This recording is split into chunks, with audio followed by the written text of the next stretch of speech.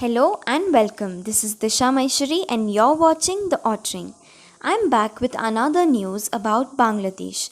Now, what has happened in Bangladesh? Recently, there was a blast in Bangladesh on Sunday, and people say that the cause of this blast is likely to be a gas pipeline explosion. Let's talk more about this story in detail. At least 7 people were killed and another 50 people were injured after a powerful explosion ripped apart a three-story building in central Dhaka on Sunday, Bangladeshi officials said, citing a gas pipeline as the likely cause. The police said that the explosion was so forceful that it broke windows of at least 4 moving buses, injuring dozens of passengers on board. Dhaka Police Chief Rahman said at least 7 people were killed in the explosion, though the fire service offered a lower death count of 3. Police and fire service officials said 50 people were injured. Fire service officers are at the scene. They will investigate the reason of the explosion, but primarily we believe methane gas accumulated and concentrated in the pipeline and then exploded in the ground.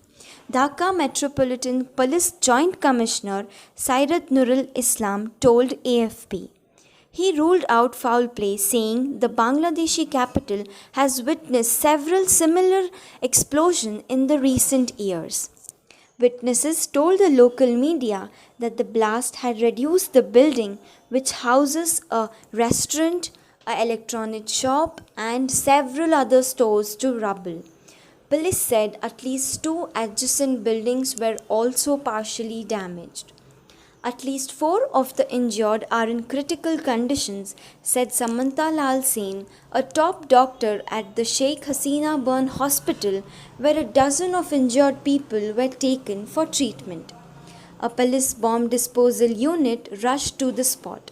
We are analyzing the nature of the explosion as the ground floor of the building was destroyed, unit leader told the Daily Star.